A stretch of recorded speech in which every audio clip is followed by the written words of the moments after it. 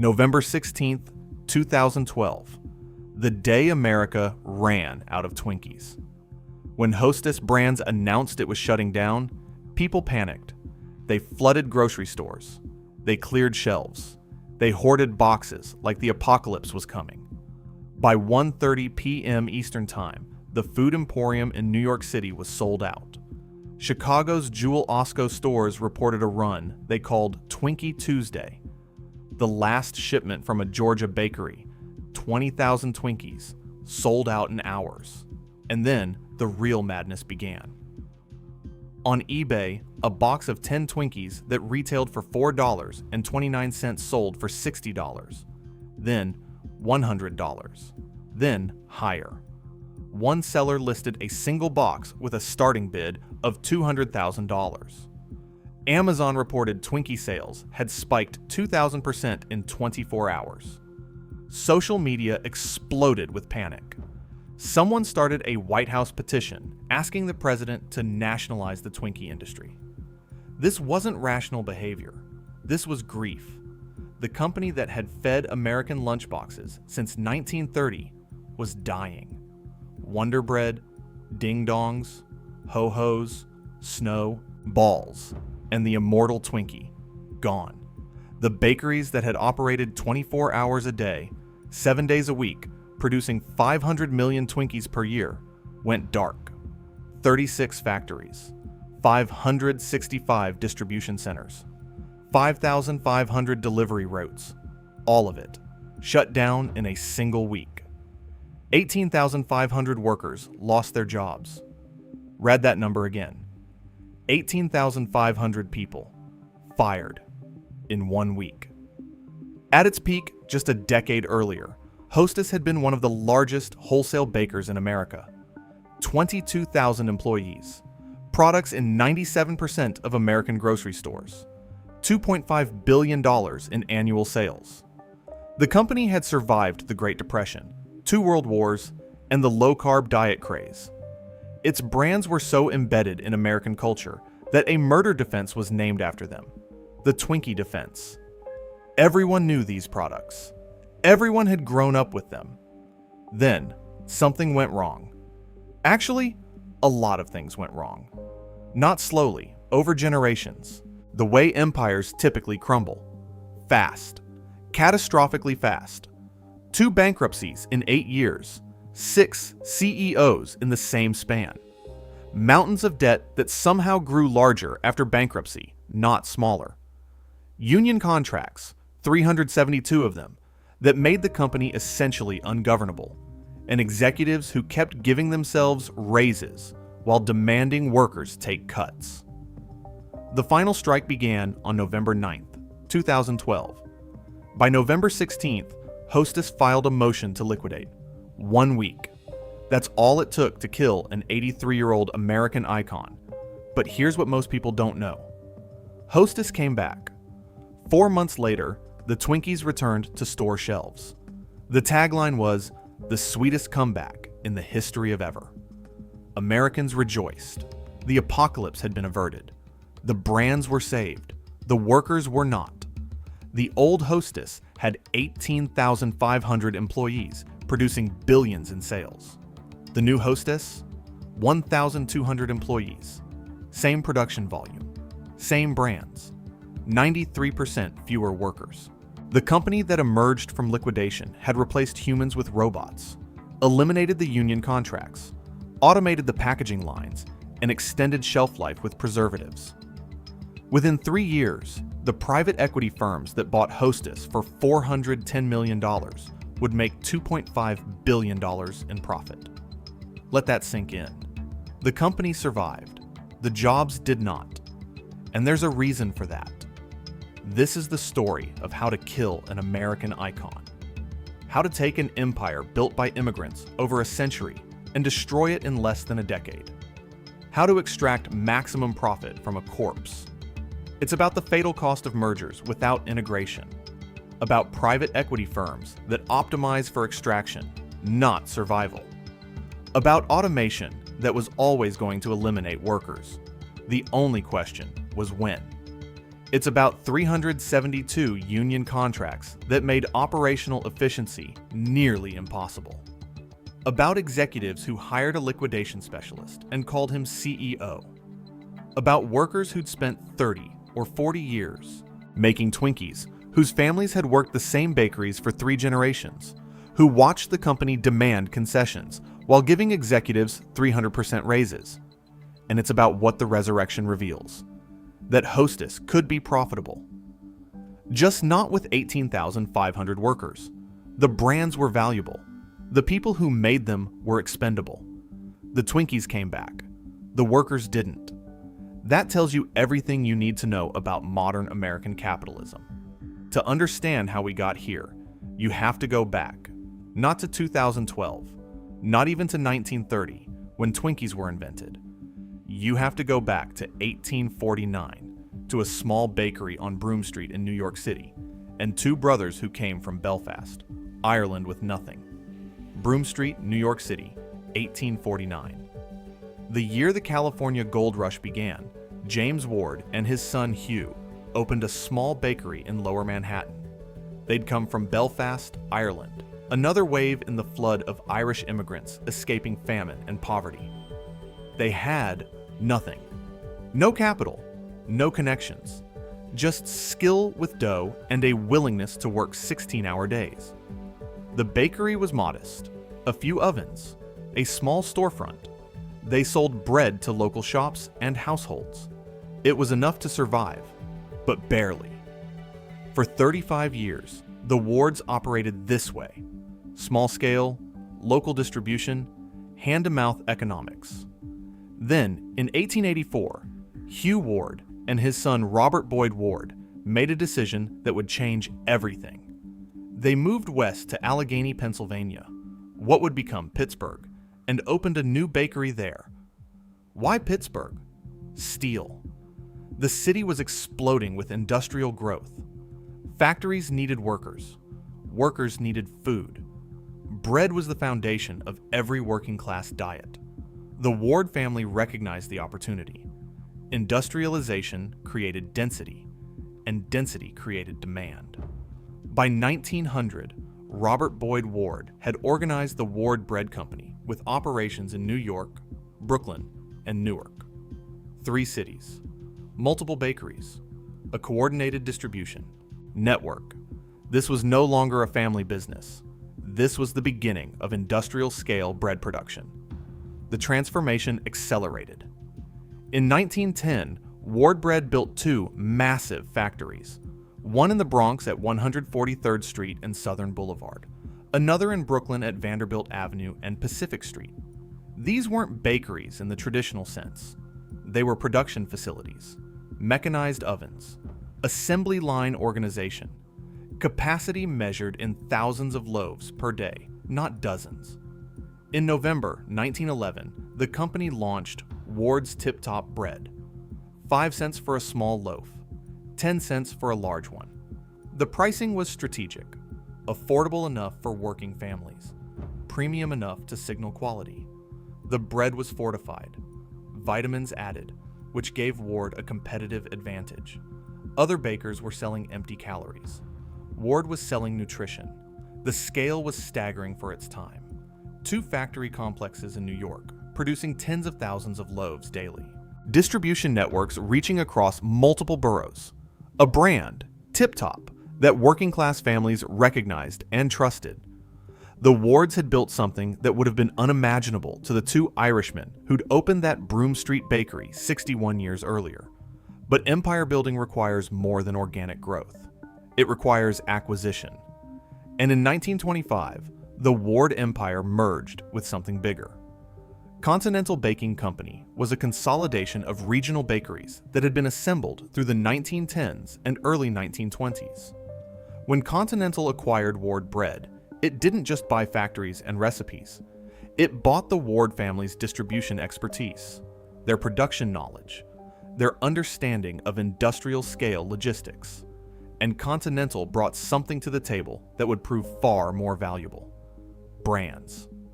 In 1925, Continental had acquired the Taggart Baking Company of Indianapolis. Taggart brought two assets that would define the next century.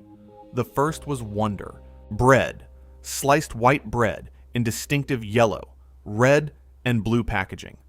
It was already a regional success. Continental would make it national. The second asset was a brand name that had been introduced by Taggart in 1919, Hostess. The original Hostess product was a cupcake, chocolate cake with cream filling and a distinctive white squiggle of icing on top. It wasn't revolutionary, but it didn't need to be. It was consistent, affordable, available. That was enough. Continental set up headquarters in Kansas City, Missouri, geographic center of the country, ideal for national distribution. The company wasn't just baking bread anymore. It was building a supply chain that could reach from coast to coast. Trucks, rail, warehouses, retail relationships with every major grocery chain. The business model was simple. Produce at scale, distribute everywhere, undercut local bakeries on price. Industrialization had come to bread and cakes the same way it had come to steel and automobiles. Consolidate, mechanize, dominate. By 1925, Continental Baking Company had everything it needed. Production facilities from the Ward acquisition, national distribution capability, the Wonder Bread brand for the bread market, the Hostess brand for the snack cake market. What it didn't have yet was the product that would define the entire enterprise. That would come 5 years later, in the depths of the Great Depression, when a baker in Chicago had an idea about shortcake pans that sat idle 10 months a year. The Ward brothers had built the delivery system. They'd built the factories. They'd built the brand. But in 1930, James Dewar was about to invent the product that would make continental baking and the Hostess name immortal. The year was 1930. The Great Depression had just begun. James Alexander Dewar was a problem solver. In 1930, he worked as a manager at Continental Baking Company's bakery in Schiller Park, Illinois, a suburb just outside Chicago. The factory produced shortcake, strawberry shortcake specifically. It was seasonal work. Strawberries were available maybe 2 months a year, which meant the shortcake pans sat idle the other 10 months. Idle equipment doesn't generate revenue. In the middle of the Great Depression, that was unacceptable. Dewar looked at those pans and saw wasted capacity. The pans themselves were fine. The ovens worked. The problem was the product. Why limit production to strawberry season? The answer seemed obvious. Make something else.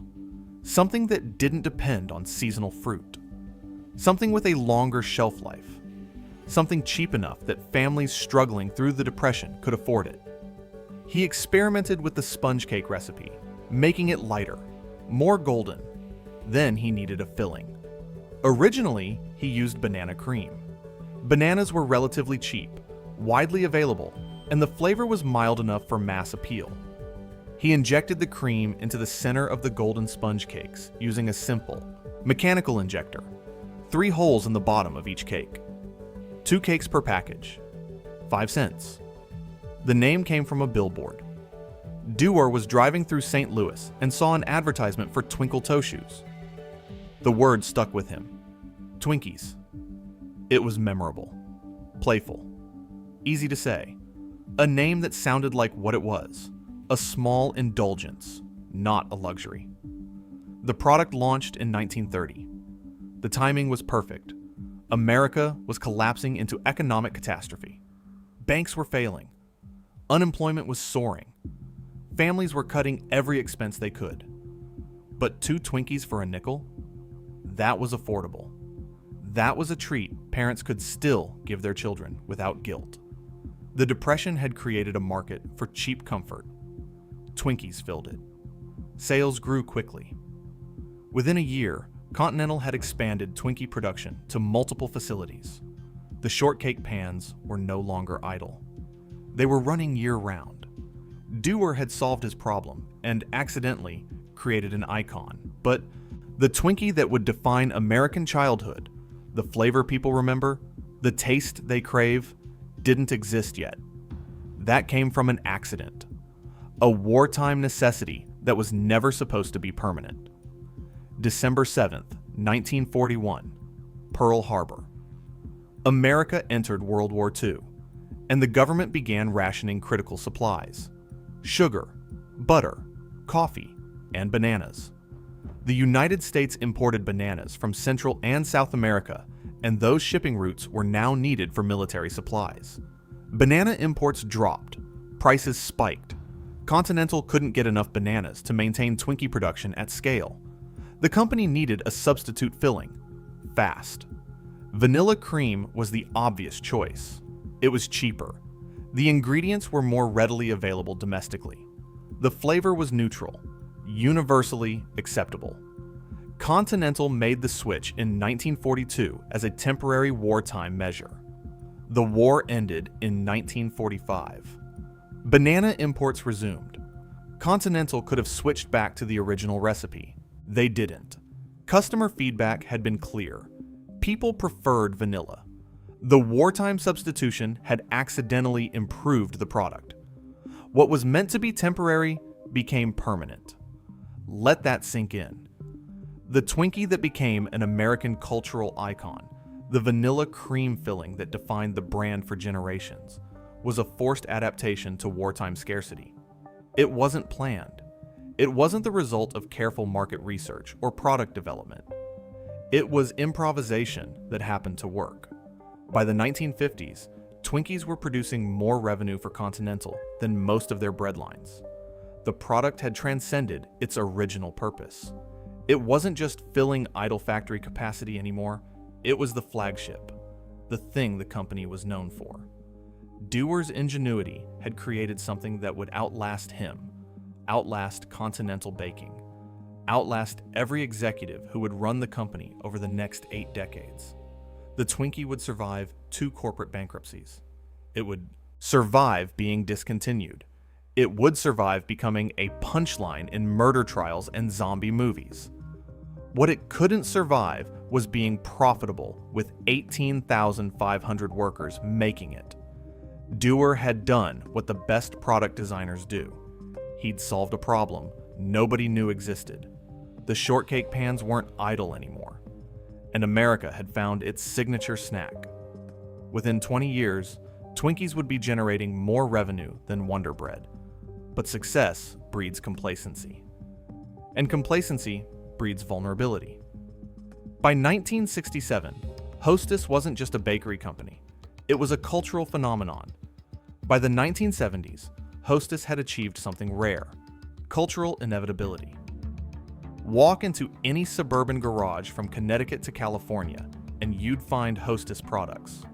School cafeterias served Wonder Bread sandwiches. Gas stations stocked Twinkies at the checkout counter. Vending machines in factory break rooms offered ding-dongs and ho-hos. The products weren't luxuries. They weren't even choices, really. They were just there, part of the landscape, as American as anything could be. The company had expanded aggressively through the 1960s. In 1967, Hostess introduced ding-dongs, chocolate cake wrapped in chocolate coating with cream filling, and ho-hos, Swiss-style chocolate roll cakes. The products weren't revolutionary. They didn't need to be. Hostess had distribution. Hostess had shelf space. Hostess had the retail relationships that guaranteed placement in 97% of American grocery stores. Interstate Bakeries Corporation, the company that would eventually buy Continental, was on a similar trajectory. Founded in Kansas City in 1930, Interstate had spent decades acquiring regional bakeries across the country. Supreme Baking Company in Los Angeles, Kingston Cake Bakery, Shaw Tasty Baking, O'Rourke Baking in Buffalo. Each acquisition added production capacity, market share, and, critically, complexity. By the 1990s, Interstate operated more than 50 bakeries nationwide. 50 separate facilities, each with its own workforce, its own union contracts, its own operational procedures. The company distributed under multiple brand names: Butternut Breads, Dolly Madison, Sunbeam. It wasn't a unified operation. It was a collection of acquisitions held together by corporate structure and debt. But the cultural peak came earlier, in the 1970s, when Hostess became more than a brand. It became a reference point. From 1976 to 1981, Hostess ran a marketing campaign that embedded the products into the fabric of American pop culture. Comic book advertisements, full-page spreads in DC Comics, Marvel Comics, Archie Comics. The format was simple. A superhero, Batman, Spider-Man, Wonder Woman, would encounter a villain. The villain would be distracted or bribed with Hostess products. Crisis averted. The ads were absurd. They were also everywhere. Superman stopped Lex Luthor with Hostess cupcakes. Captain America defeated his enemies with Twinkies. The Joker failed to rob a bank because he was too busy eating Hostess fruit pies. An entire generation of American children grew up associating Hostess products with their heroes. The marketing wasn't subtle. It didn't need to be. Hostess had a mascot, Twinkie the Kid. A cartoon Twinkie dressed like a cowboy, complete with hat and bandana. The character appeared in commercials, on packaging, in promotional materials. It was branding at its most direct. The product was the character. The character was the product. Children recognized Twinkie the Kid the same way they recognized Ronald McDonald or Tony the Tiger. The products were so ubiquitous, so deeply embedded in American consciousness, that they transcended food. They became cultural shorthand. In 1979, that reached its peak with the Twinkie defense. Dan White, a former San Francisco city supervisor, shot and killed Mayor George Moscone and Supervisor Harvey Milk. During his trial, White's defense team argued that his consumption of Twinkies and other sugary snacks was evidence of depression, diminished capacity that reduced his culpability. The argument was more complex than the media reported, but the nickname stuck. The Twinkie defense. It entered the American lexicon immediately. Think about what that means. The brand was so embedded in everyday life that a murder trial was named after it. Hostess products were a reference point for a national conversation about criminal responsibility.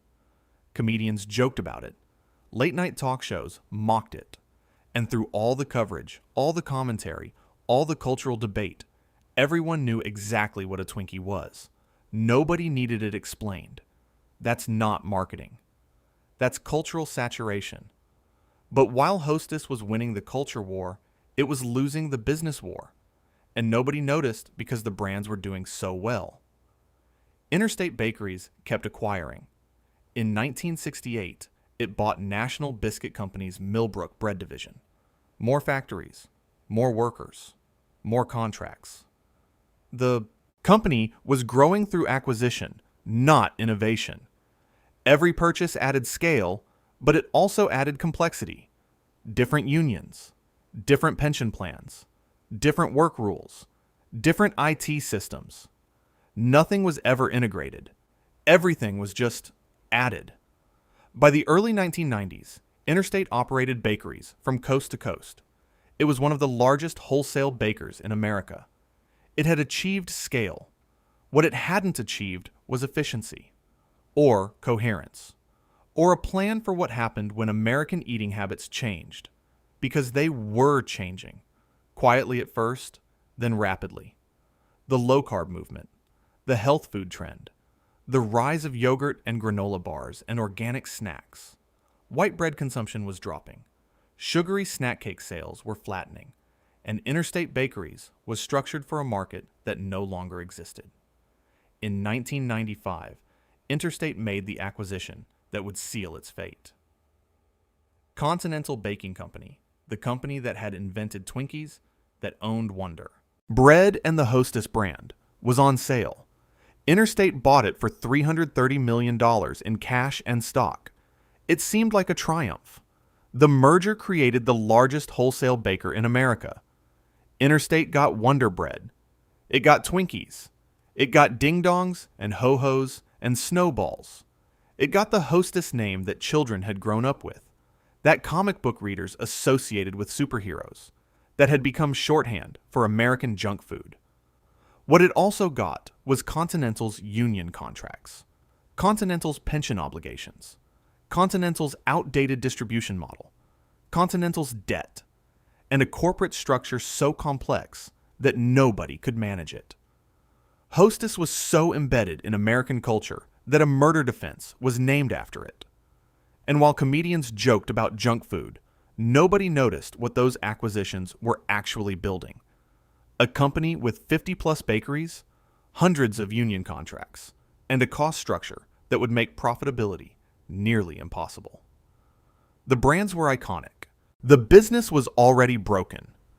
By 1995, Interstate Bakeries had become the fifth largest baker in America through aggressive acquisition, and it was about to make the acquisition that would kill it.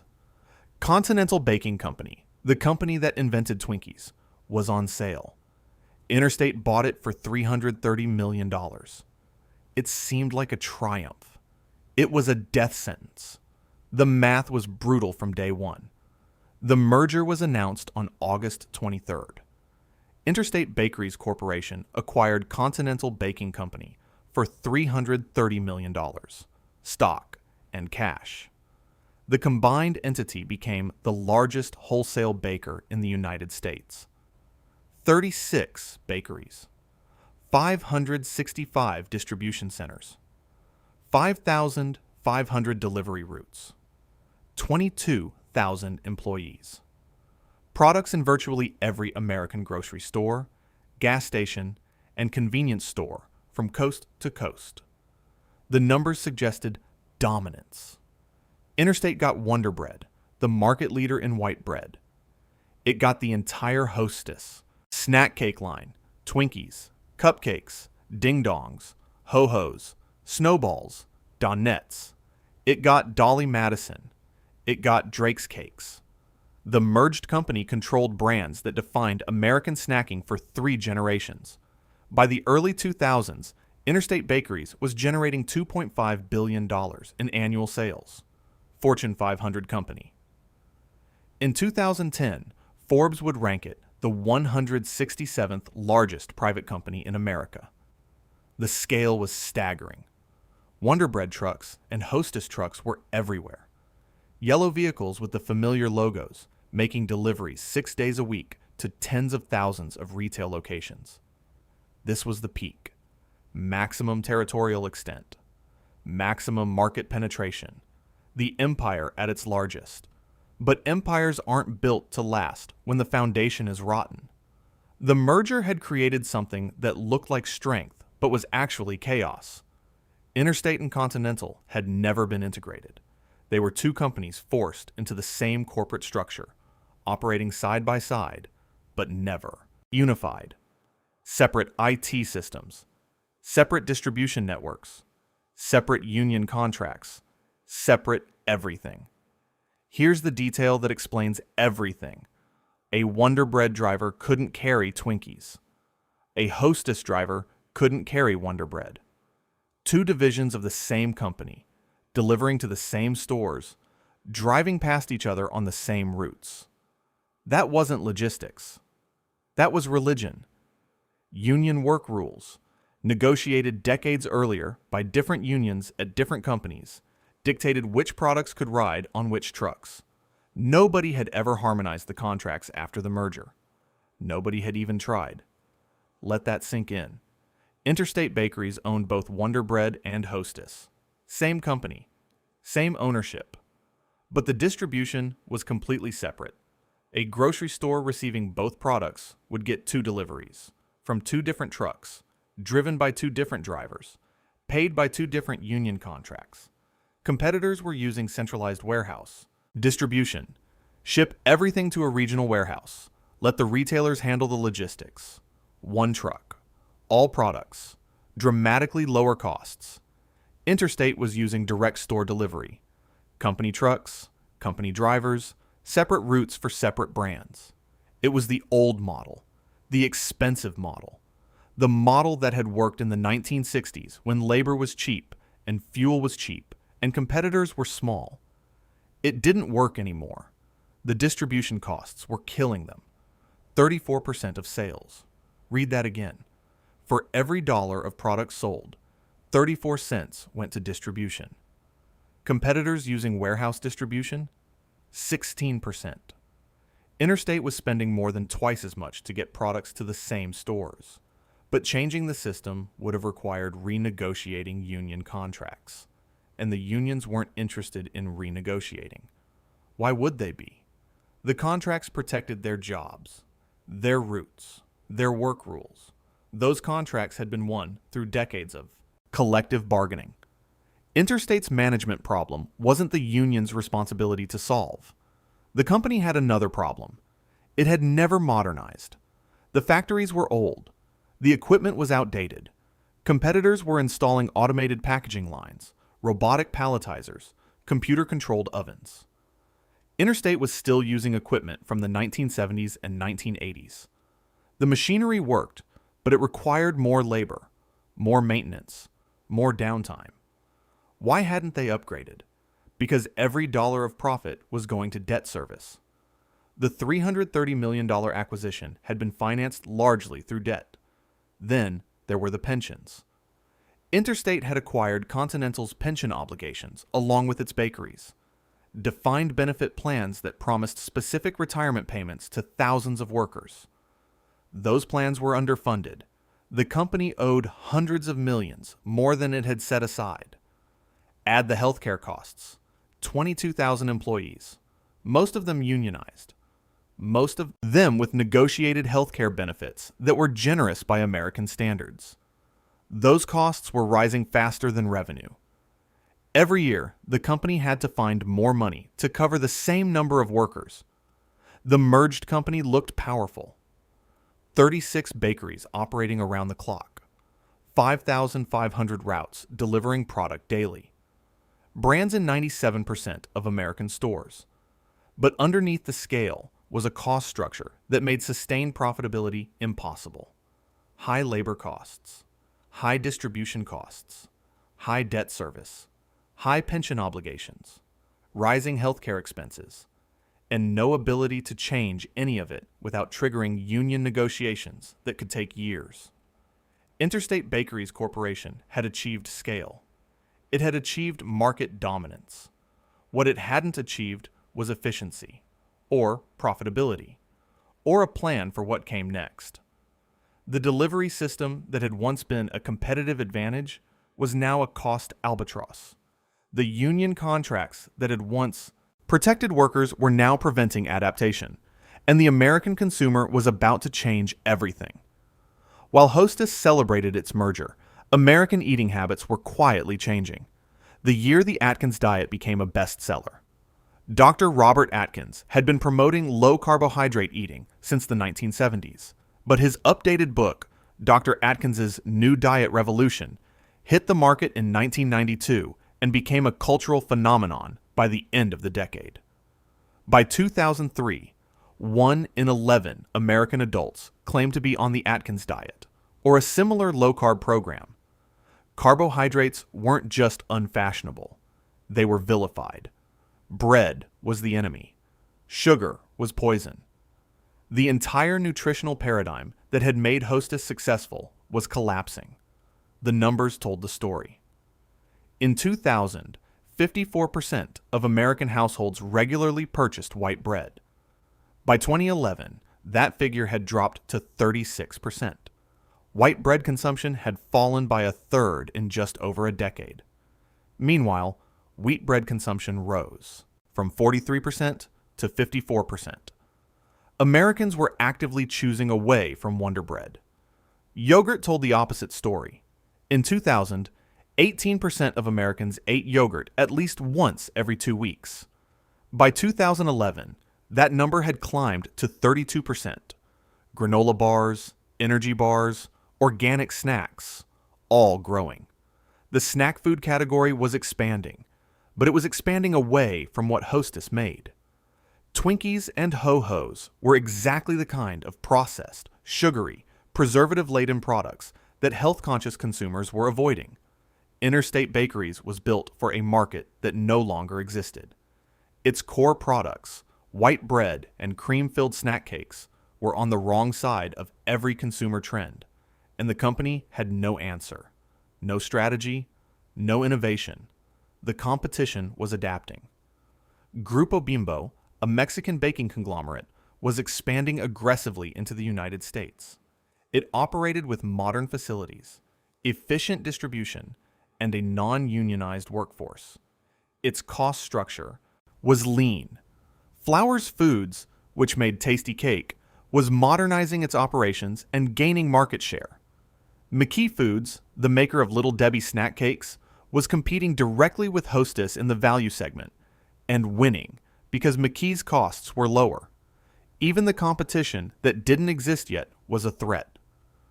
Private label brands, store brand products made by contract manufacturers, were taking shelf space.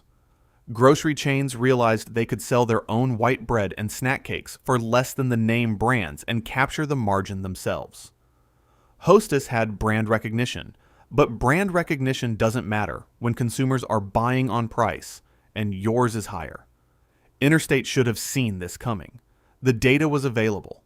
Market research firms were tracking these trends.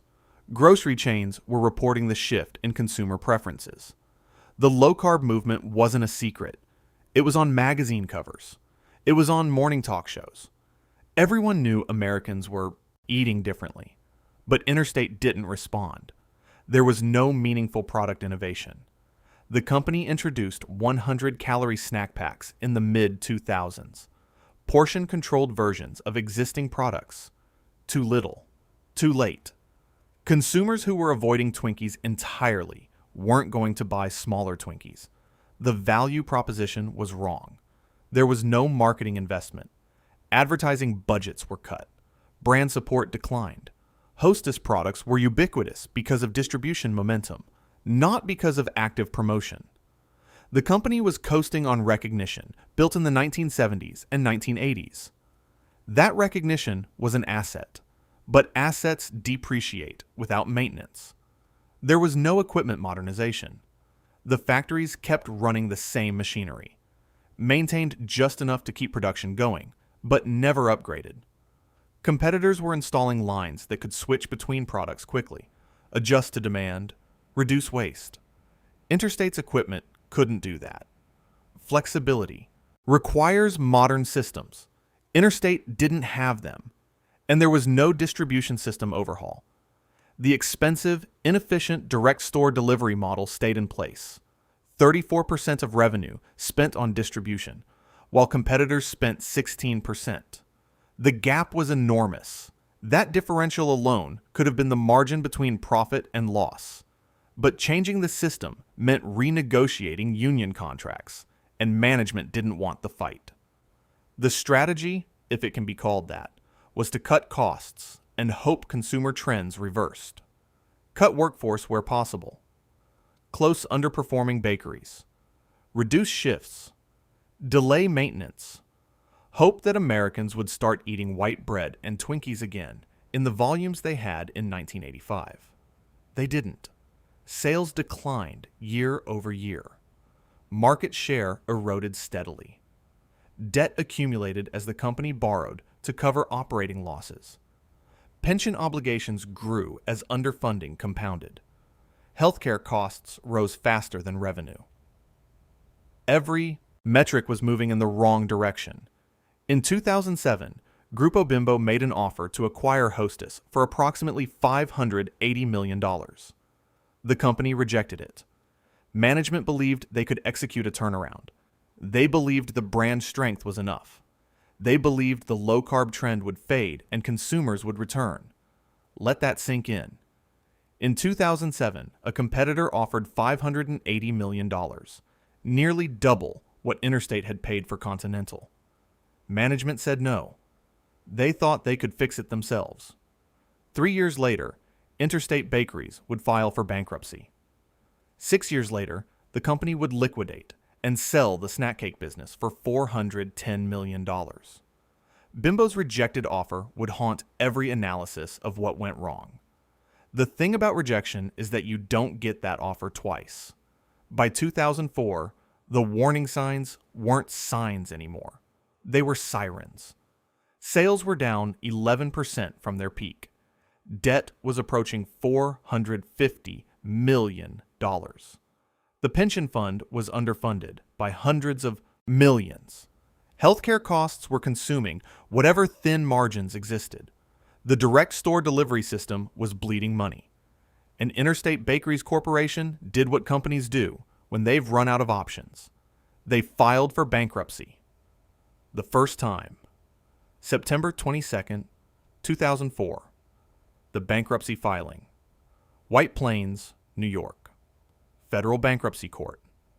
September 22nd, 2004. Interstate Bakeries Corporation filed for Chapter 11 bankruptcy protection. The company listed approximately $450 million in debt. It operated 54 bakeries and employed 32,000 people.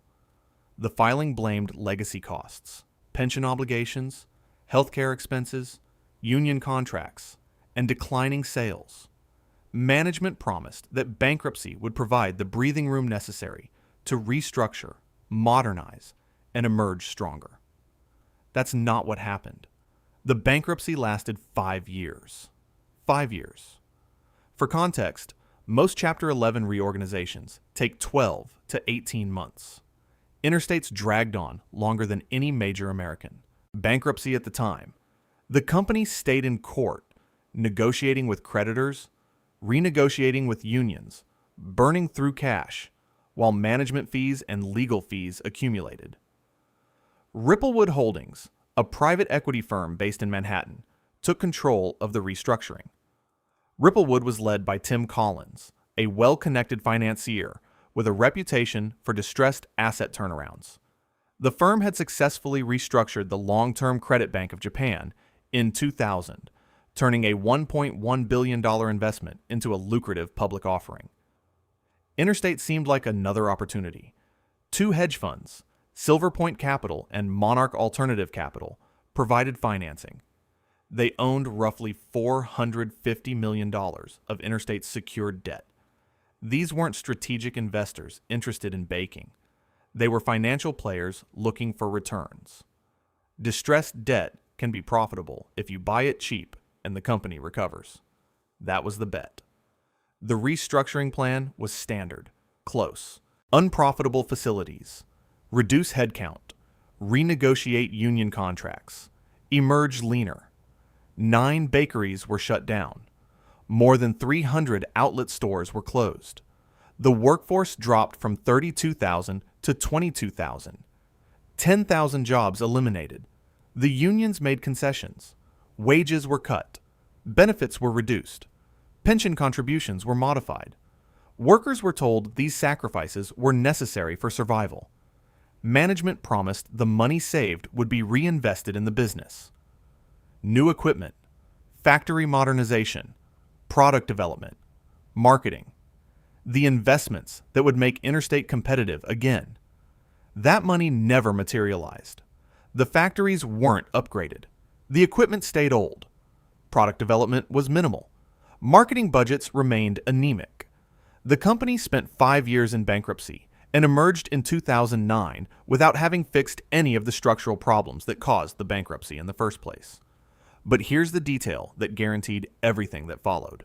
Interstate emerged from bankruptcy with more debt than it had when it filed. Read that again.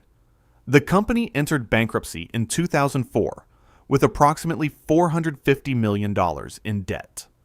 It emerged 5 years later, in February 2009, with $773 million in secured debt. More. Not less. More. Bankruptcy is supposed to restructure debt. That's the point. You negotiate with creditors, reduce obligations, emerge with a manageable capital structure. Interstate emerged with $323 million more debt than it started with. The workers had made concessions. 9 bakeries had been closed. 10,000 jobs had been eliminated, and the debt load was higher. How does that happen? Fees, financing fees, restructuring fees, legal fees, management fees, consulting fees, debtor in possession financing, the loans that keep a company operating during bankruptcy, came with terms that guaranteed the lenders would be repaid with interest. Ripplewood, Silverpoint, and Monarch collected their fees. The lawyers collected their fees. The consultants collected their fees. All of it added to the debt load. The bakery, confectionery, tobacco workers, and grain millers international union, BCTGM, warned management before emergence. The union's leadership said publicly that the debt load was unsustainable. They said the company was being set up to fail. They said a second bankruptcy was inevitable. Management dismissed the concerns. The hedge funds dismissed the concerns. Everyone involved in the restructuring insisted the plan was sound. The BCTGM was right. On February 3, 2009, Interstate Bakeries Corporation officially emerged from bankruptcy. It had survived 5 years in Chapter 11. It had shed 10,000 workers. It had closed facilities. It had renegotiated contracts. And it was already dying again. On November 2, 2009, 9 months after emergence, the company rebranded. Interstate Bakeries Corporation became Hostess Brands. New name, new headquarters, relocated from Kansas City to Irving, Texas. New messaging about a fresh start. Same broken business. The 22,000 remaining employees, down from 32,000, were told the worst was over. The company had restructured, survived. The brands were strong. The future was bright. What they weren't told was that the debt service would consume any hope of profitability, that the company was burning through cash reserves. That management had no plan beyond hoping the market improved. It didn't improve. Sales continued declining. The low-carb trend hadn't reversed. Consumers hadn't returned to white bread and Twinkies. Competition from Grupo Bimbo, Flowers Foods, and private label brands kept intensifying. The distribution cost problem, 34% versus competitors' 16%, remained unchanged. The outdated equipment remained outdated. Nothing structural had been fixed. By late 2011, Hostess was burning $2 million in cash every week. Sales for the year were $2.5 billion, down 11% from 2008 and down 28% from 2004. The company lost $341 million in fiscal 2011, 2.5 times the loss from the previous year. The debt, which had grown to $860 million through additional borrowing, generated massive interest obligations. Every dollar earned went to debt service, not investment. The first bankruptcy accomplished exactly one thing. It bought time. It bought Ripplewood Holdings and the hedge funds more time to collect fees. It bought management more time to collect salaries and bonuses. What it didn't buy was a solution. Because in 2009, as Hostess Brands emerged from bankruptcy, it was already dying again. It would take less than 3 years. February 2009, emergence from bankruptcy. January 2012, back in bankruptcy court. Less than 3 years. The thing about empire building is that conquering is easy. Governing is hard. Hostess Brands operated under 372 separate collective bargaining agreements. Not 37, not 72, 372. Each one negotiated independently. Each one with its own terms, its own work rules, its own wage scales, its own benefit structures. Each one a relic of a different acquisition, a different merger, a different era of labor relations. 83% of the company's 19,000 employees were unionized. The Teamsters represented the largest block, primarily drivers and warehouse workers. The bakery, confectionery, tobacco workers, and grain millers international union, BCTGM, represented production workers, maintenance staff, and sanitation crews. Then there were smaller unions, local unions, craft unions, each with their own negotiated agreements.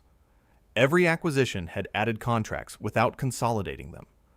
When Interstate bought Continental in 1995, it inherited Continental's union agreements alongside its own. Nobody unified them. Nobody harmonized the terms. Nobody created a coherent labor structure. The contracts just accumulated. Supreme Baking's contracts, Kingston Cakes contracts, Shawl Tasty's contracts, decades of acquisitions, each bringing its own labor complexity, none of it ever integrated. The administrative burden was staggering. 372 separate agreements meant 372 sets of work rules to track, 372 pension plans to fund, 372 healthcare structures to administer. Every operational change, every attempt at efficiency, every proposed consolidation, every equipment upgrade required negotiating with multiple unions under multiple contracts. Sometimes dozens of contracts for a single change. And then there were the routes. Hostess operated 5,500 delivery routes. Direct store delivery, drivers bringing product directly to retail locations, stocking shelves, managing inventory, handling returns. It was the most expensive distribution model in the industry, but it had been the standard for decades. Drivers knew their routes. They had relationships with store managers. The system worked after a fashion, but it was insane. A Wonder Bread driver couldn't carry Twinkies. A Hostess driver couldn't carry Wonder Bread. The union contracts prohibited it. Different products required different routes, driven by different drivers, paid under different agreements. Same company, same ownership, same destination, separate trucks, walk through the logistics. A grocery store in suburban Chicago receives deliveries from Hostess brands. On Monday, a Wonder Bread truck arrives. The driver unloads bread products, stocks the shelves, checks inventory, processes paperwork. On Tuesday, a Hostess truck arrives. Different driver, different truck, same company.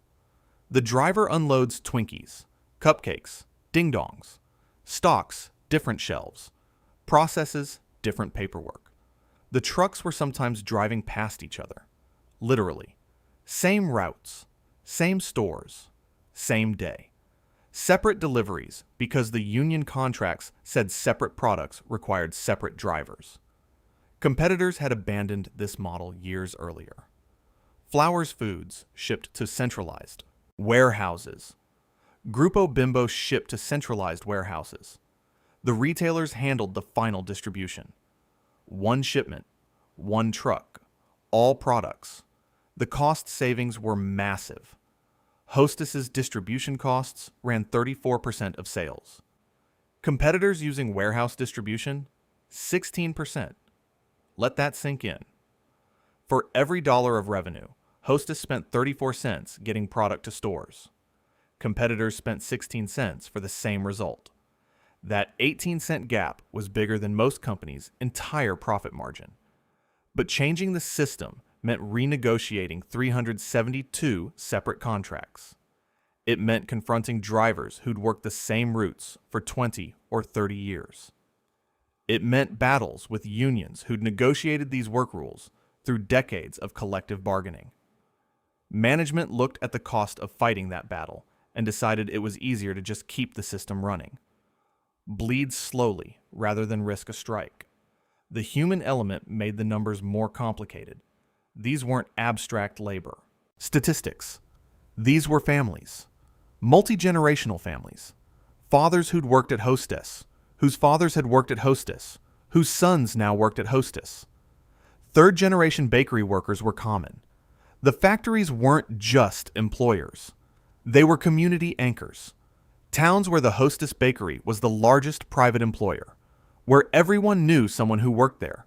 Workers with 30 years tenure, 40 years tenure, people who'd spent their entire adult lives making Wonder Bread or Twinkies, who'd bought houses based on Hostess wages, who'd planned retirements based on Hostess pensions, who'd raised children on Hostess healthcare. Their loyalty wasn't to Interstate Bakeries Corporation or Hostess Brands or any corporate entity. Their loyalty was to the job, to the factory, to the community of workers they'd spent decades alongside. The pension obligations reflected that loyalty. Defined benefit plans that promised specific monthly payments after retirement. Plans negotiated when the company was profitable, when the future looked secure, when nobody imagined that the brands could fail. The BCTGM pension fund alone, just one union's plan, was owed $944.2 million. The company had set aside far less.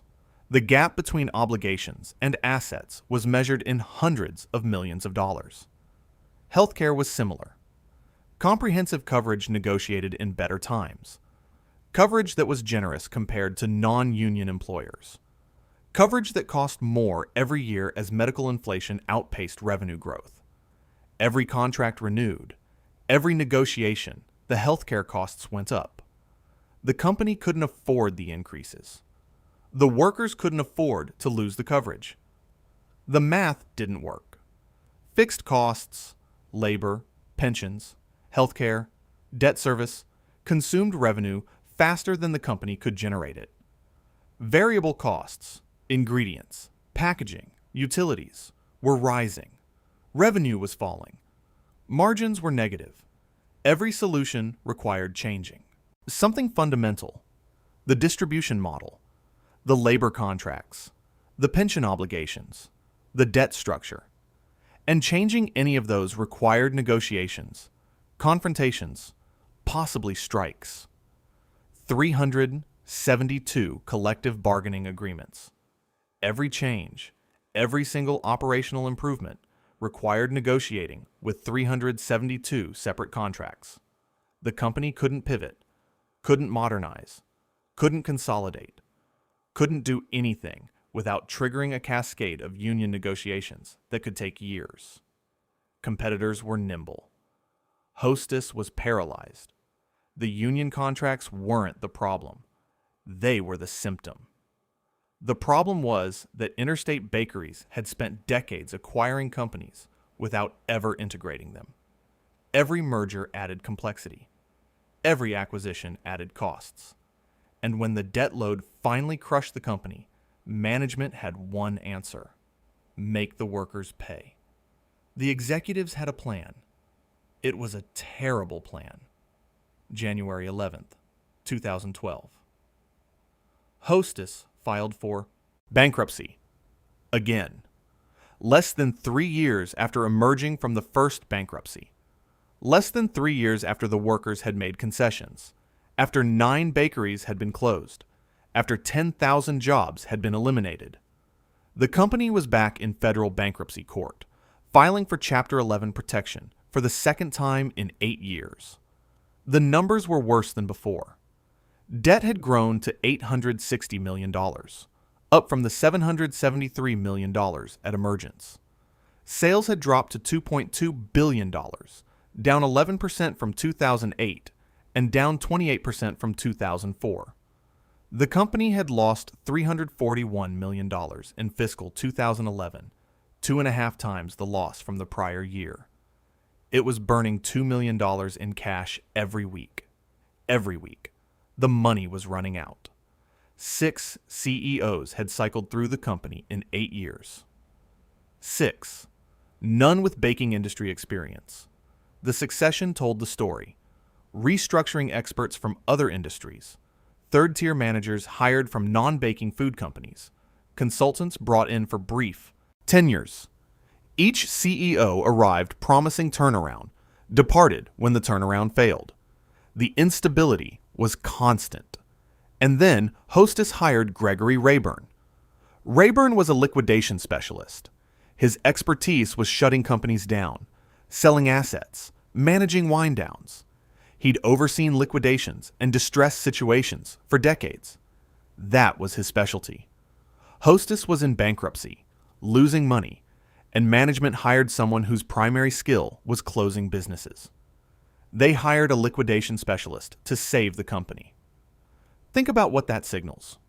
Management's plan was simple: massive worker concessions. The company proposed an 8% wage cut across the board, a 27 to 32% reduction in overall compensation when benefits, healthcare, and pension contributions were factored in. Pension contributions would stop immediately. The plans were already underfunded, and the company would stop paying in. Healthcare costs would shift more toward workers. Work rules would change to allow route consolidation, meaning drivers could be assigned across brands, meaning job eliminations. In exchange, the unions would receive a 25% equity stake in the reorganized company, a seat on the board of directors, and $100 million in reorganized Hostess debt. That was the offer. Take devastating cuts now. Get equity in a company that might never be profitable. The Teamsters accepted. They represented the majority of Hostess workers, drivers, warehouse staff, and their leadership calculated that acceptance was better than liquidation. The union negotiated modifications, tried to soften the blow, but ultimately agreed to the terms. Survival, even damaged survival, was preferable to closure. The BCTGM, representing production workers, the people who actually made the bread and cakes, put the offer to a member vote. September 2012. Every BCTGM member at Hostess received a ballot. The vote wasn't close. 92% rejection. Read that number again. 92%. That's not a negotiating position. That's not a close call where leadership could have swayed opinion. That's a verdict. In some facilities, the vote was unanimous. 100% rejection, not a single yes vote. The workers had already given concessions in the first bankruptcy. They'd already watched their wages cut, their benefits reduced, their co-workers laid off. They'd been told in 2004 that sacrifices were necessary for survival. They'd been promised the money saved would be reinvested in modernization. It hadn't been. They'd been told the restructured company would be competitive. It wasn't.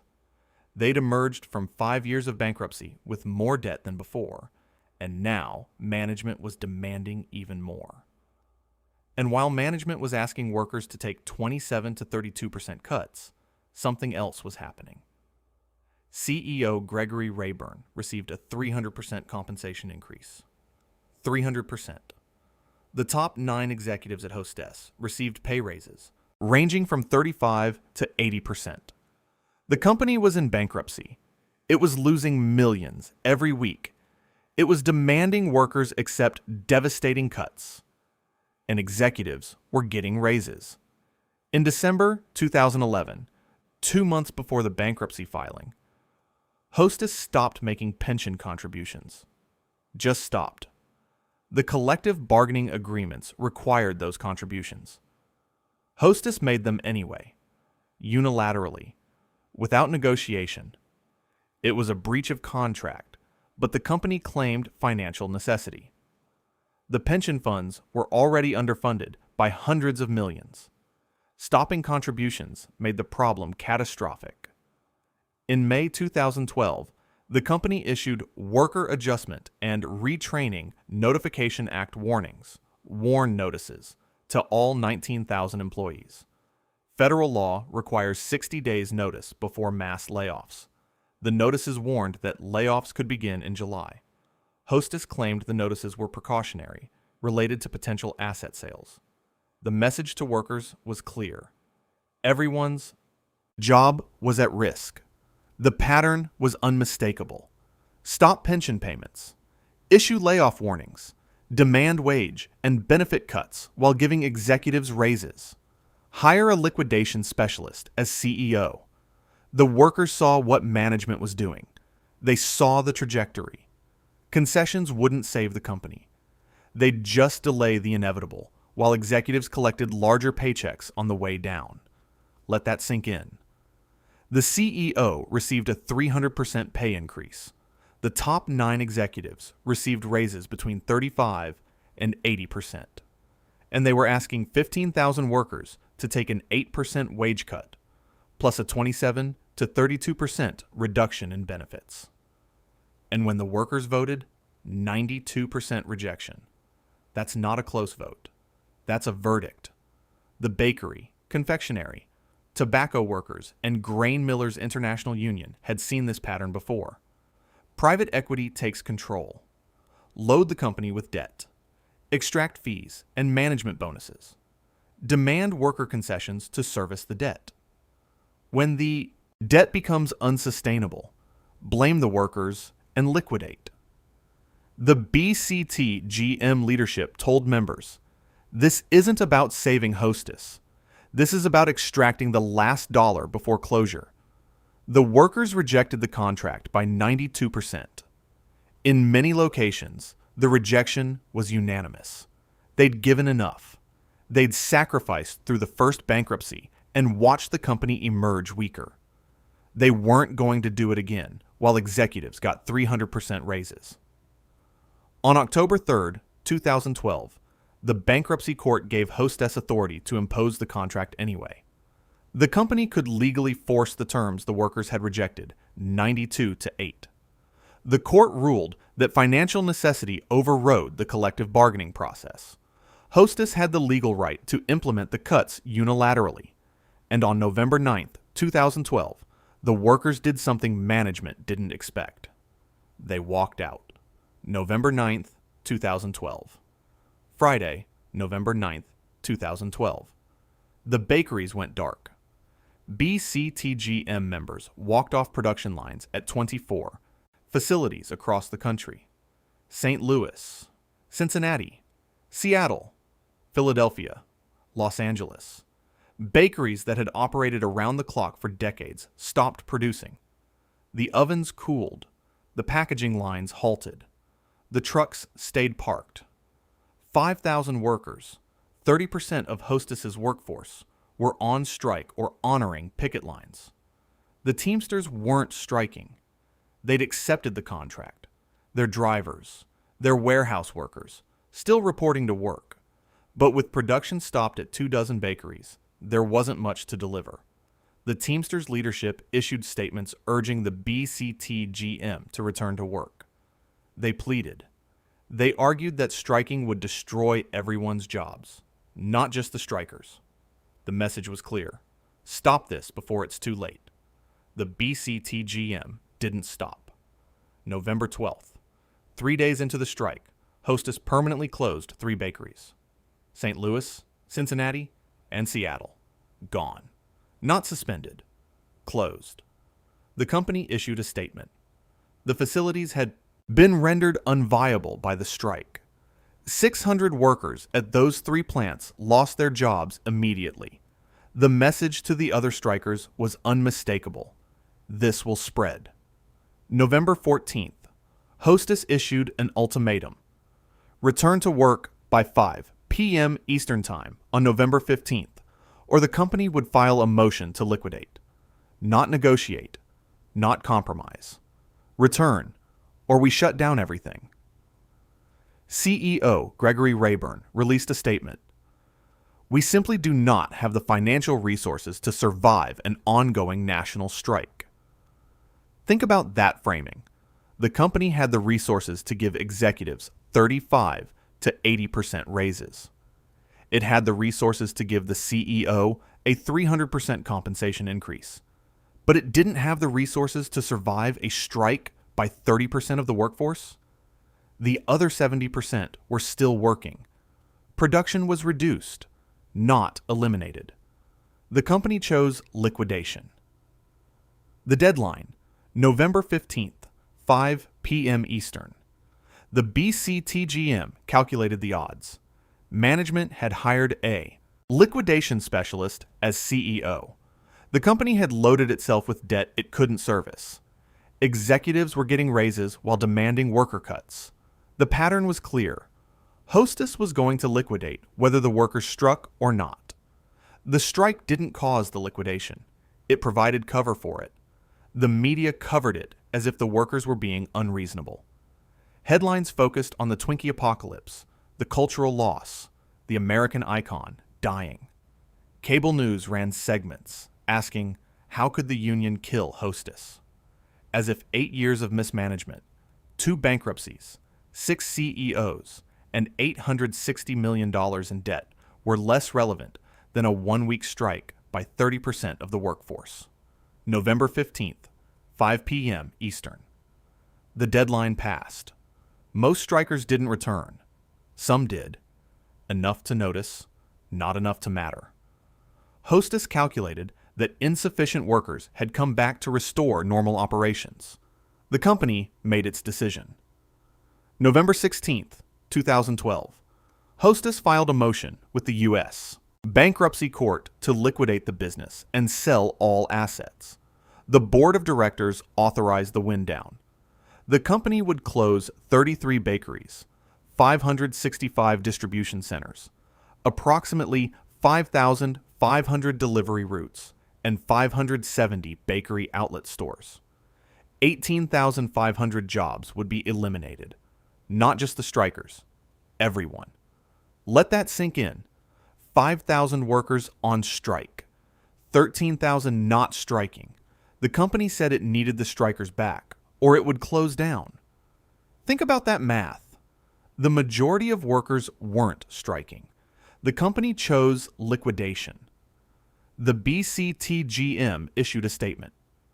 Union President Frank Hurt said the crisis facing Hostess was the result of nearly a decade of financial and operational mismanagement that resulted in 2 bankruptcies, mountains of debt, declining sales, and lost market share. He said Wall Street investors had tried to solve the problem by attacking the company's most valuable asset, its workers. He said the workers had rejected the contract by 92%, fully aware of the potential consequences. Hurt placed the blame squarely on management.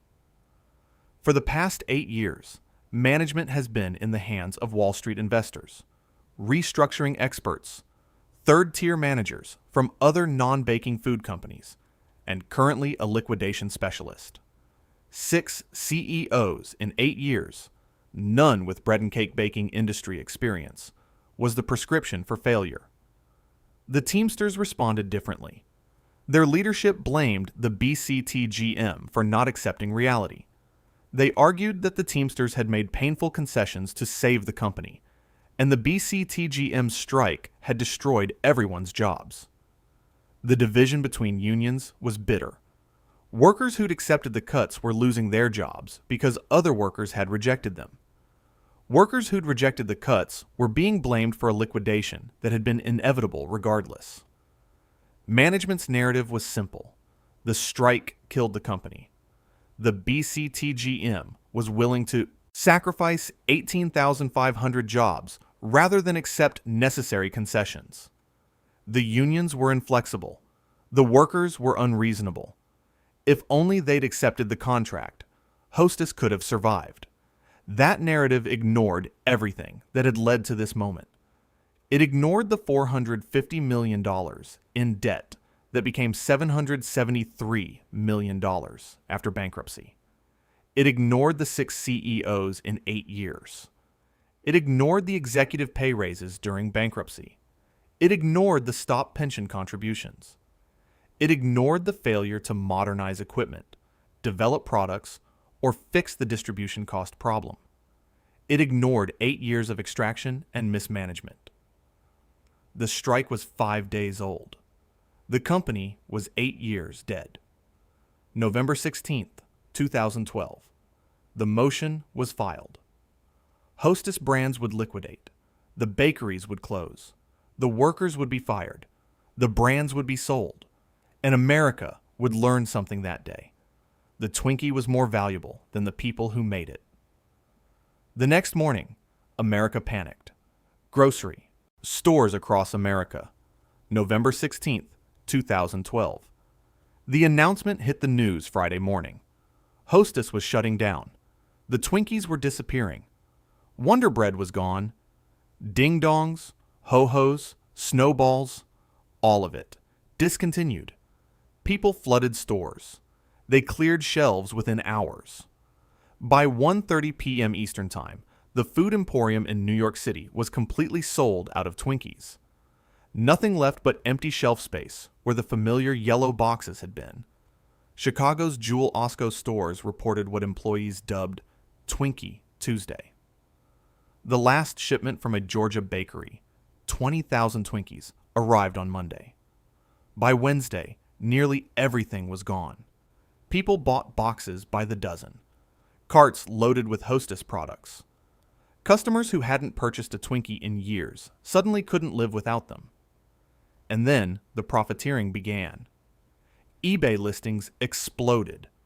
A box of 10 Twinkies that retailed for $4.29 sold for $60. Then $100. Then higher. One seller listed a single box with a starting bid of $200,000. Another offered 10 boxes for $1.5 million. Most listings were more modest, $20, $30, $50 per box, but the markup was still enormous. Sellers framed it as investing in a piece of American history. The last Twinkies, the final ding-dongs, cultural artifacts from a bygone era. Amazon reported that Twinkie sales had spiked 2,000% in 24 hours. 2,000%. The entire remaining inventory moved within days. Distributors, grocery chains, convenience stores, everyone sold out. The scarcity was real, but the panic accelerated it. People hoarded boxes, believing they'd never see Twinkies again. Social media lit up. Save the Twinkie campaigns organized across Facebook and Twitter. Someone started a White House petition asking President Obama to nationalize the Twinkie industry. It gathered thousands of signatures. The cultural response wasn't about food. It was about nostalgia, childhood, identity.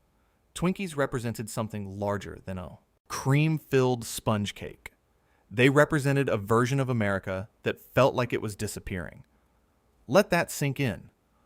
While people bid $200,000 for a box of Twinkies on eBay, 18,500 people were filing for unemployment. America mourned the Twinkie. Nobody mourned the workers. The product was iconic. The people who made it were expendable. The brands were valuable. The bankruptcy court knew it. The liquidation process moved quickly. Hostess announced that multiple parties had expressed interest in acquiring the brands and facilities. The company would conduct an auction. Sell everything. Piece by piece, if necessary. Maximize value for creditors.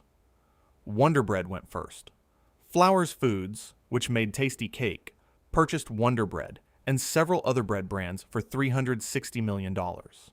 The deal included 6 bakeries and 36 depot facilities. Flowers got the brand that had defined American white bread for generations. It got distribution infrastructure. It didn't get most of the workers. McKee Foods, maker of Little Debbie snack cakes, purchased Drake's Cakes for $27.5 million. Drake's made Devil Dogs, Ring Dings, Yodels, regional brands with loyal followings. McKee wanted the products, not the factories. The facilities would be closed. Production would move to McKee's own bakeries. The snack cake business. Twinkies, cupcakes, ding-dongs, ho-hos, the core Hostess brands, awaited bids. This was the crown jewel. The products everyone recognized. The brands that had survived the Great Depression, World War II, the low-carb craze. Someone would buy them. The question was, who and for how much? The human cost was barely mentioned in the coverage. 18,500 workers lost their jobs in a single week. Families who'd worked at Hostess for 3 generations saw that legacy destroyed. Towns where the bakery was the largest employer watched their economic anchor vanish. The pension fund was underwater. The BCTGM union alone was owed $944.2 million, with nowhere near that amount in assets. Workers with 30 years of tenure got nothing except severance packages that barely covered a few months of expenses. Their pensions, promised payments they'd counted on for retirement, were in jeopardy. The Pension Benefit Guaranty Corporation would cover some benefits, but not all. Not nearly all. Decades of service. Decades of loyalty. And the retirement they'd planned for was gone. The healthcare benefits vanished immediately. 18,500 people and their families, suddenly without coverage. Some workers were in their 50s or 60s, too young for Medicare, too old to easily find new employment with benefits. The timing was catastrophic. November, right before the holidays. Right before winter, when heating bills rise and medical needs often increase. The workers' equity stake from the rejected 2012 contract proposal, worthless now. The 25% ownership in reorganized Hostess that the unions would have received if they'd accepted the cuts, that company no longer existed. The liquidation meant there was no reorganized Hostess to own equity in. The deal that the Teamsters had accepted and the BCTGM had rejected, both unions got the same result. Zero. Communities where Hostess was a major employer faced devastation. The bakery in Schiller Park, Illinois, the birthplace of the Twinkie, where James Dewar had invented the product in 1930, closed permanently. The facility that had operated for 82 years went dark. The building would sit empty, another industrial ruin in the American landscape. 36 bakeries, dark, empty, for sale. The equipment auctioned off. The facilities converted or demolished. The towns that had built up around those factories had to find new industries, new employers, new identities. Some would, some wouldn't. The human cost is rarely discussed in business school lectures. The case studies focus on strategy, on market forces, on competitive dynamics. They don't focus on the third-generation bakery worker who lost his job 3 years before retirement. They don't focus on the single mother who'd worked in packaging for 15 years and now had no income. They don't focus on the communities that lost their economic anchors. 18,500 people. That's not a statistic. That's a small city. That's thousands of families facing financial catastrophe. That's retirement plans destroyed, college funds emptied, homes foreclosed. The brands survived. The people did not. The brands were valuable. The bankruptcy court knew it. The hedge funds knew it. And in a conference room in New York, 2 investment firms were watching the liquidation with interest. They were going to make an offer. And when they did, they would prove something. Hostess could be profitable. Just not with 18,500 workers. 4 months later, March 2013. Courtroom, Southern District of New York, March 19, 2013. Apollo Global Management and Metropolis and Company submitted the winning bid for Hostess's snack cake business. $410 million. Cash. The bid included the Hostess and Dolly Madison brands, Twinkies, cupcakes, ding-dongs, ho-hos, zingers, Suzy Q's. It included 5 bakeries: Columbus, Georgia, Emporia, Kansas, Indianapolis, Indiana, Schiller Park, Illinois, and 1 other facility. It included equipment, recipes, intellectual property. What it didn't include: union contracts, pension obligations, healthcare liabilities, any of the legacy costs that had crushed the old Hostess.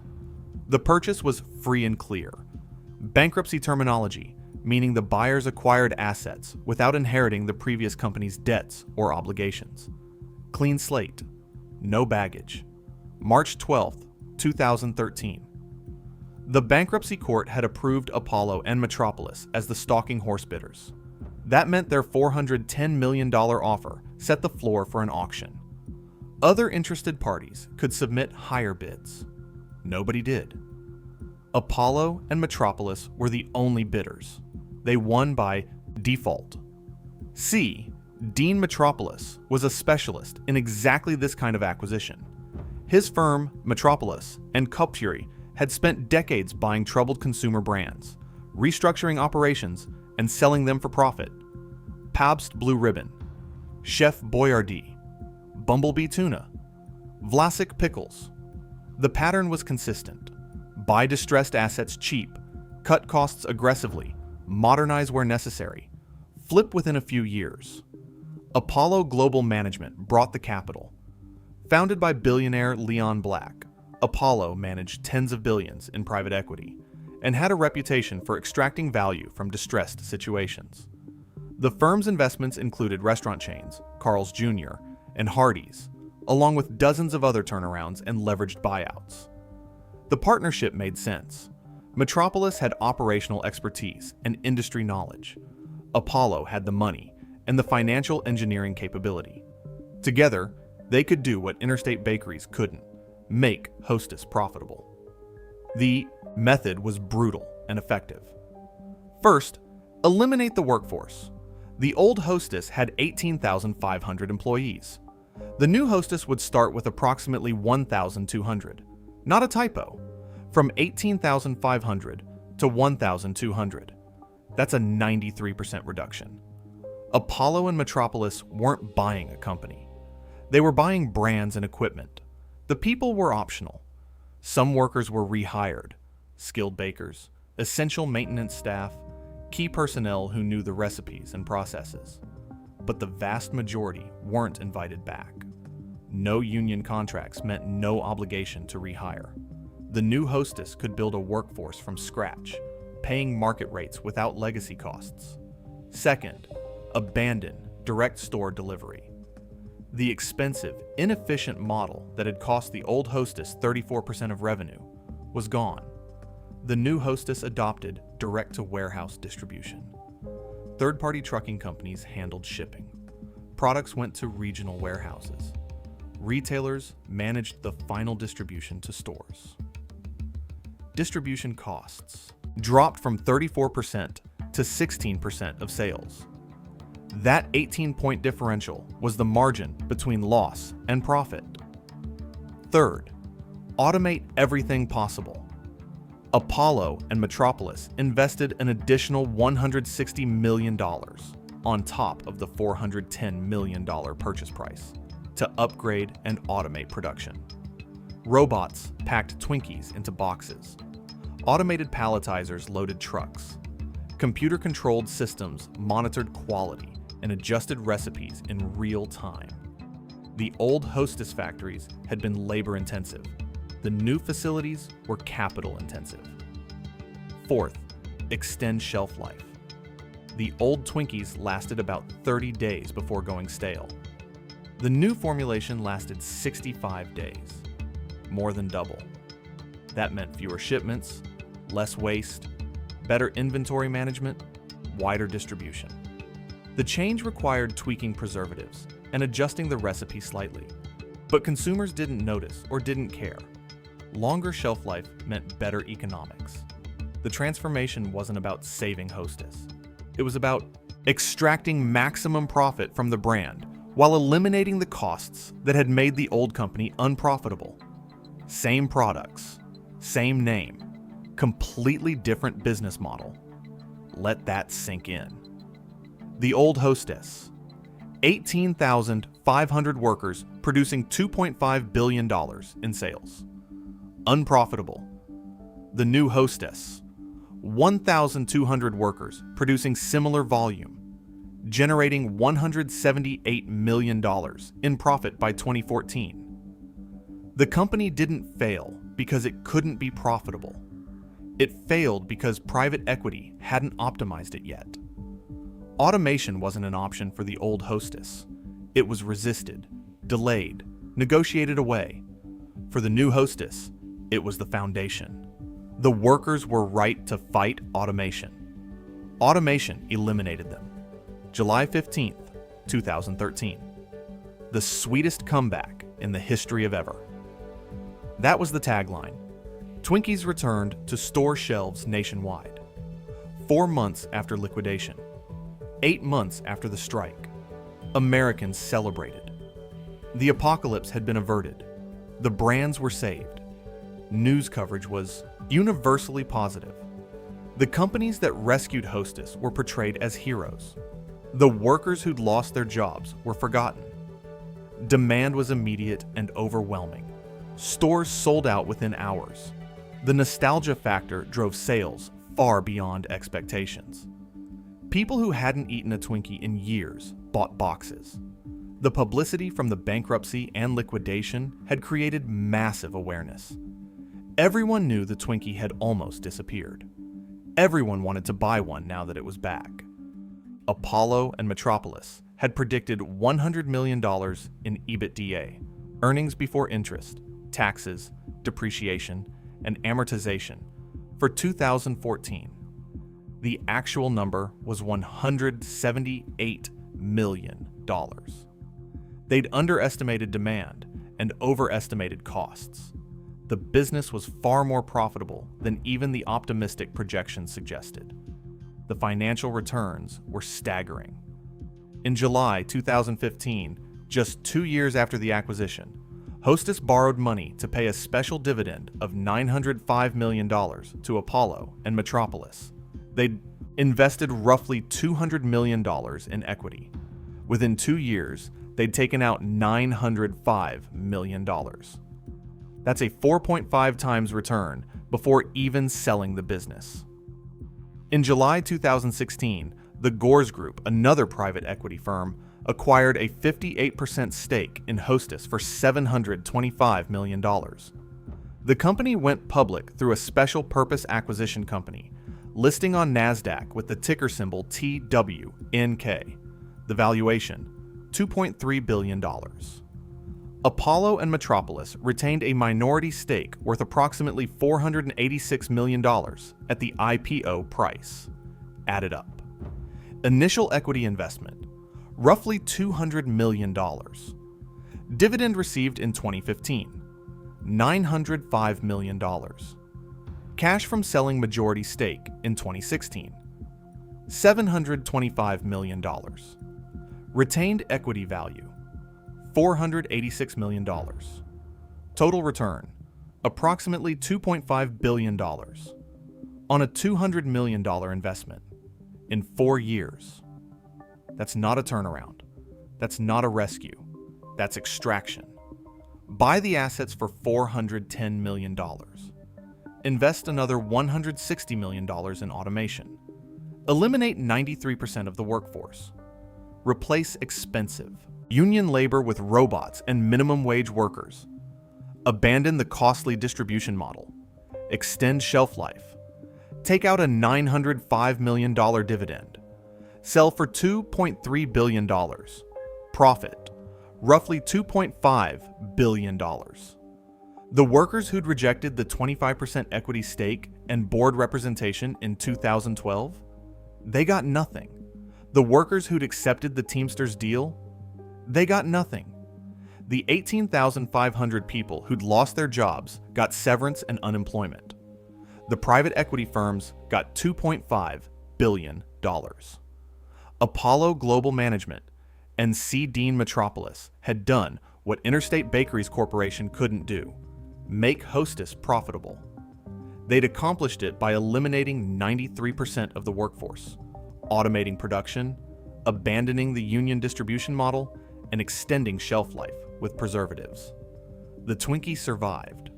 The jobs did not. That was always the point. Today, you can buy Twinkies in any grocery store in America. Most people don't know 18,500 people lost their jobs, so you could. The Hostess story isn't complicated. It's simple math with tragic consequences. Lesson 1. Mergers without integration are time bombs. Continental Baking Company and Interstate Bakeries Corporation merged in 1995. They never unified operations. Separate IT systems, separate distribution networks, separate union contracts, 372 collective bargaining agreements governing a single company, Wonder Bread drivers who couldn't carry Twinkies, Hostess drivers who couldn't carry Wonder Bread, 2 trucks delivering to the same stores because nobody had ever harmonized the work rules. Every acquisition added complexity without adding efficiency. Supreme Baking's contracts, Kingston Cakes contracts, Shaw Tasty's contracts, decades of purchases, each bringing its own labor structure, none of it ever consolidated. The administrative burden was crushing. 372 separate pension plans, 372 healthcare structures, 372 sets of work rules to navigate. You can't manage what you haven't integrated. The scale looked impressive. 36 bakeries, 22,000 workers, $2.5 billion in sales. But underneath the scale was chaos. The company was ungovernable. Every operational improvement required negotiating with dozens of unions under different contracts. Every attempt at efficiency triggered cascading complications. The complexity became the killer. Interstate Bakeries spent decades building an empire through acquisition. It never built a company. It built a collection of companies held together by corporate structure and debt. When the debt load became unsustainable, there was no coherent business to save. Just a mess too complex to untangle. Lesson 2. Private equity optimizes for extraction, not survival. The first bankruptcy should have restructured Hostess to be viable. That's the purpose of Chapter 11. Reorganize the business, reduce debt, emerge stronger. Instead, the company entered bankruptcy with $450 million in debt and emerged with $773 million. More debt, not less. $323 million more. Ripplewood Holdings took control of the restructuring. Silver Point Capital and Monarch Alternative Capital provided financing. Workers made concessions, wages cut, benefits reduced, 10,000 jobs eliminated. Management promised the money saved would be reinvested in modernization. It wasn't. The money went to debt service, fees, executive compensation. 5 years in bankruptcy. No meaningful upgrades to equipment. No product innovation. No distribution system overhaul. Just debt accumulation and fee extraction. The BCTGM warned management before emergence. The debt load is unsustainable. A second bankruptcy is inevitable. Management dismissed the concerns. The hedge funds dismissed the concerns. Everyone involved insisted the plan was sound. The union was right. Less than 3 years later, Hostess was back in bankruptcy court. The business plan was never to save the company. It was to extract fees until liquidation. The first bankruptcy proved it. Worker concessions didn't fund investment. They funded bonuses. The debt didn't decrease. It increased. 6 CEOs in 8 years, none with baking experience, each collecting compensation while the company spiraled toward closure. Private equity's incentive structure doesn't align with long-term business survival. The returns come from financial engineering, leverage, fee extraction, asset sales, not from operational improvement. Hostess was never going to be saved by Ripplewood and the hedge funds. It was going to be bled until nothing remained except valuable brands that could be sold. The second bankruptcy was predictable. The liquidation was inevitable. The workers who rejected the 2012 contract weren't being unreasonable. They were recognizing reality. Concessions wouldn't save the company. They'd just delay liquidation while executives collected larger paychecks on the way down. Lesson 3. Automation didn't save jobs. It eliminated them. The old Hostess couldn't automate. Union contracts restricted it. Capital for modernization was consumed by debt service. Equipment upgrades required negotiating with multiple unions under 372 separate contracts. The process was slow, expensive, complicated, so nothing changed. The factories kept using machinery from the 1970s and 1980s. Labor-intensive production, high costs, low flexibility. The new Hostess automated immediately. No unions meant no restrictions. Apollo and Metropolis invested $160 million in equipment upgrades. Robots packed Twinkies. Automated systems loaded trucks. Computer-controlled ovens optimized production. The workforce dropped from 18,500 to 1,200. Same output. 93% fewer people. That's not efficiency saving the company. That's efficiency eliminating workers. The old model, human labor at scale, couldn't compete with the new model, automation at scale. The technology existed for decades. What changed wasn't the technology. What changed was the elimination of the workforce that had resisted it. The workers weren't wrong to fight automation. They knew exactly what would happen. Automation meant their jobs disappeared. They'd watched factories across America automate and shed workers. They'd seen communities devastated when manufacturing plants replaced humans with machines. They fought to preserve their jobs because they understood the stakes. Apollo's $2.5 billion profit came from one primary source, eliminating 93% of the workforce. The distribution cost savings, the automation efficiency, the extended shelf life, all of it added up to one outcome: fewer people making the same products. Efficiency is another word for fewer workers. The resurrection of Hostess is presented as a success story. It's a replacement story. Same brand, different company, none of the original people. Lesson 4. Brands outlive people. Hostess the company died November 16th, 2012. Hostess the brand survived. Twinkies, cupcakes, ding-dongs, ho-hos, all still on shelves. Same packaging, same recipes, mostly. Same cultural recognition. The products that defined American childhood for 3 generations are still available. The people who made them are not. The brands were worth $410 million in liquidation. 3 years later, the company was valued at $2.3 billion. The value wasn't in the factories, wasn't in the workforce, wasn't in the operational know-how. The value was in the brand recognition, in the nostalgia, in the customer loyalty built over 8 decades. Apollo and Metropolis could have bought any snack cake recipe and started production. They bought Hostess because the name meant something, because consumers trusted it, because 3 generations of Americans had grown up eating these products. That brand equity, built by workers over 83 years, was the asset.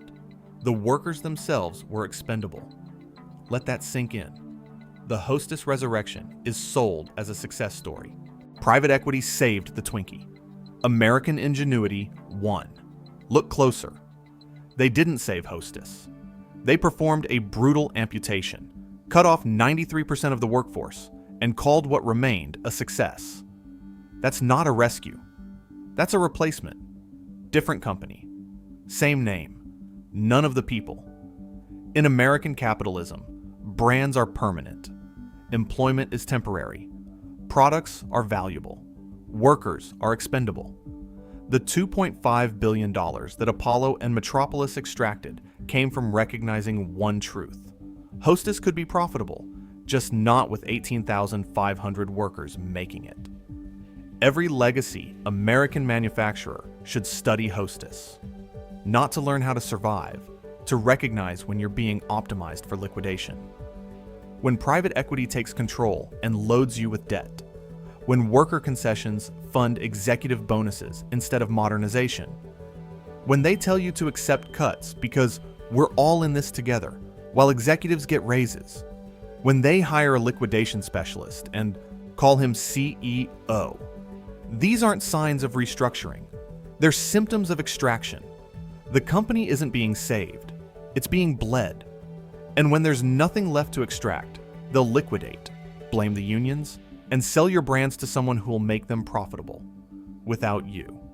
Which brings us back to the beginning. So here's the question. When you see automation replacing workers at other American companies, is that progress?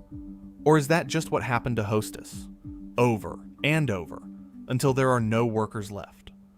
What other American manufacturers do you see following the exact same pattern? Let me know in the comments. If you want more stories about American industrial rise and fall, hit subscribe. Thanks for watching.